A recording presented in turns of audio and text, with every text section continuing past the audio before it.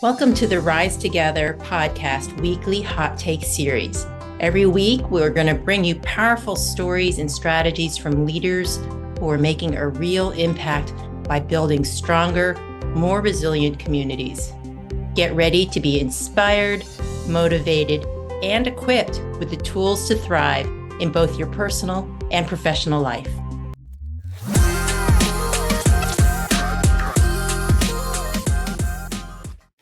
Hey everybody, this is Beth Almaris with the Foundation for Family and Community Healing. We're a nonprofit that's really passionate about helping individuals and organizations build strength and resilience through skill-based education as well as leadership development.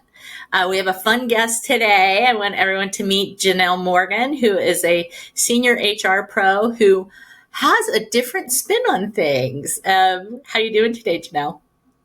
I'm good, Beth. I'm good. Thanks for having me. Yeah, thanks for coming on. I think you kind of ended up maybe in the HR world in an interesting path. Do you want to talk a little bit about that? Yeah. I grew up in an HR household. So my mom was HR, and the stories that I loved the most is when she partnered with people to help them rock and roll, is my simplest way of putting it. So I ended up going and getting my master's in social work from USC, and it was one of the only institutions at the time that focused on also non-traditional social work. So I got my foundational clinical piece and sitting with folks and delivering therapy, and then knew pretty quickly that I really wanted to look at that from a systems perspective. So organizations in business, like how do we really take our understanding around human being, not only survival, but like true thriving, and couple that in organizations and businesses so that both can thrive. So that's been, and in that with HR, that's where I know enough to be dangerous, and have been in a lot of different industries of HR with that lens, from local government, fashion retail, nonprofit charter. Was at Children's Hospital Los Angeles during the pandemic with their organization development and HR team. King's Hawaiian, the Hawaiian bread rolls. Oh, wow. Yum.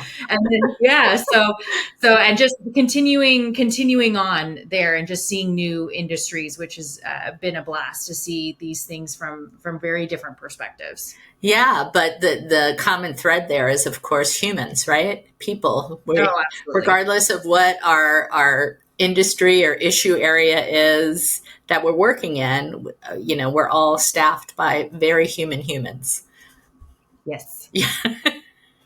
It is my favorite. You'll have, and I don't know, folks in the job industry, or just as they move to new companies, when folks say, yeah, we're really different here. It's a very different company.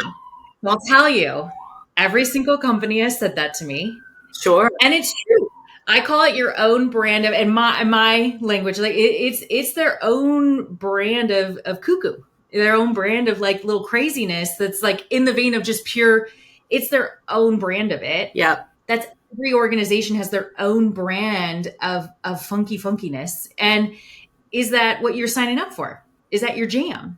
And so with each of them, I'm like, yeah, that's totally fine. But across the board, I'll tell you what, the people stuff, very similar. Yeah. It is the same things. It is, I can't have this challenging conversation. I'm really struggling with being direct. I'm really struggling with being too direct. I'm struggling with performance. I don't know what's going on with my employee. I don't know what's going on with my leader.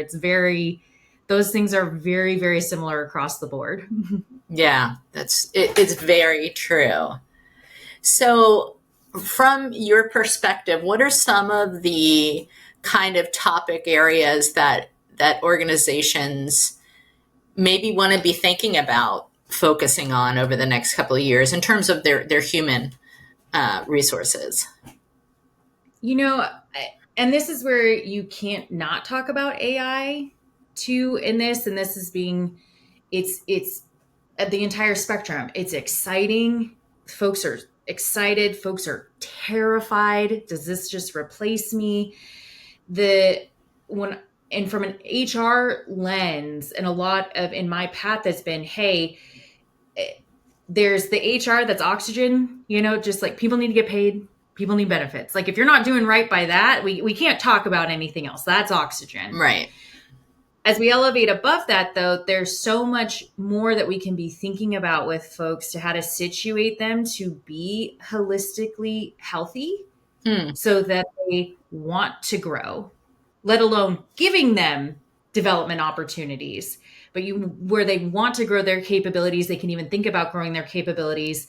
And in that, companies then being able to pay them for those capabilities. So even moving away from some of the traditional pay and like pay for capability versus just like, here's this in the box job description. It's people are using their capabilities across the board. Like we need to open up that world. And so looking at that, how do we actually recognize folks? What does recognition mean for each individual person? Because between you and I, Beth, like we probably have very different ways that we feel recognized. So that's not a one size fits all. And then how do we truly reward people for the value that they bring to this organization so that they're continuing to produce value? The company can exist. We can reinvest in folks and also make a profit. So in my vein, it's really still heavily focused on how do we create the space in which folks can be their whole healthy self. So do you think that most companies are really open to that? So I'd say your fine tension point that'll happen and dependent, and of course, based on industry too, is like it's really what is whole and healthy, and then also like driving the bottom line. And then it comes into the tension point around boundaries with people. Like how do folks, like I got a 2-year-old at home. And there's times like if I've been in a global space, like I'm going to need to take a call at 10 p.m. because that's morning for somebody else. I think there's your fine balance there of organizations needing to know and really needing to look at what is it that allows this person to really thrive, like their whole self, and us be able to get the job done. So I'll actually just put it down into the most simplest bits of it. Any organization I'm a part of, I will be really clear about, is this truly urgent? Like, is this actually an urgent and important thing? Or is this just a preference? Like, is it your preference that you get this answer at 10 p.m. at night versus what difference would it make if you got it at 9 o'clock tomorrow morning? And it's because it's the whole difference too around having people sprint a marathon. Right. So I would say it is like, it's a very fine balance. And still there's times, it's not like I have 100% where it's just, oh yeah, I've never had to be super stressed or struggle with like sleep because I'm working so much. But that's been a lot of what in conversation is, it's like day to day being really clear around what's urgent and important and really clear about where folks are sprinting and where, no, we're more in a marathon right now. Like we need to be really thoughtful and diligent about what we're putting on people's shoulders and not be crying wolf on urgency. Yeah, I think that's really important. It's, part of the culture. And it can be, at least in the nonprofit space, oftentimes you have like founders that really kind of set that, and it might not change for 20, 30 years. And that can be a real struggle. Nonprofits too, it's an interesting one. Like nonprofits, when you have such a mission.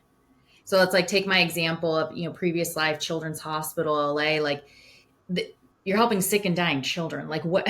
Yeah. That's a purpose in life. Whereas what I was, in fashion retail at one point was just like, it's kind of just a jeans emergency. I think we're going to be okay. Like people's income, their job, very important. But like in comparison, I was moving much different when it was getting to a physician on this thing. Right. But at the same time, that the needs of the employees, like their health and wellness and balance, that doesn't change, right? Regardless of whether it's, And thank you. And that's for nonprofits. What I found is that they end up needing more support to keep in mind the people that they are employing. to really not put like those folks are a part of your population. They should be a part of your mission. And so the space, what you want to create for your folks, like why your organization exists, you need to think about that for the people that are behind it. So I did in a good amount of nonprofits, I found like, hey, you're just so mission driven at times. It then was like, well, but then maybe we don't need to be as thoughtful over here, or maybe it's fine that there's not so much balance for the employee. And I'm like, no, that's just even harder because their jobs are super hard typically. So what's the space where we're nourishing them? We're being really thoughtful about them. And that's a difference too. Like in those spaces, I was able to have more of those conversations. We'd be able to talk through, like, I'd say at the end of a conversation with someone I am leading, like, how are you walking away from this conversation right now? What do you need to feel whole? Other places, I would never say that. I would get to that a different way. Like, we on the same page? What did we agree to? Like anything else? Yeah. Like, how are we going? You walking out of here and going right, or are we going left? Like, let's be clear. But yeah, you're spot on. It's just in different industries, you really see where in my mind of like whole, healthy, thriving, you can now focus on being developed. You're growing your skills. I want to pay you for that. You're having more success. I want to recognize you for that. Oh, with that success, you're providing value to the company. I want to reward you for that. And I want that all to be reinvested. So I look at it from that perspective in any organization I'm in to then know, okay, what's the thing? Like where's their thing? Where are they at? Where do we need to beef up on this? And that's where I'd say they're all, when they say, oh, we're so different, it's just like, no, like, where are you falling here and where do you need more support? Yeah. Really interesting. Really interesting. So if folks are interested in learning more about you or the work you're doing, what's the best way to get connected, Janel? No, honestly, just LinkedIn. Like, I'm still working. I'm in the HR leadership space. I am very much committed to having conversations with folks in all industries and hearing and learning. That all of my learning comes from peers. Like, it comes from doing the work, comes from peers. So I'm very happy to continue this conversation and connection with folks on LinkedIn.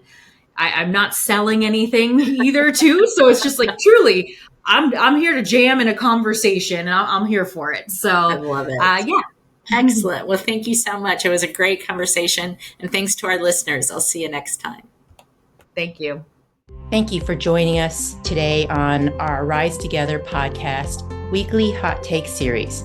We hope you've been inspired by today's stories and strategies for building stronger, more resilient communities. Remember, resilience isn't just about bouncing back. It's about growing through every challenge to become bigger and better. If you've enjoyed this episode, please make sure to subscribe, leave a review, and share it with somebody who could benefit from these insights.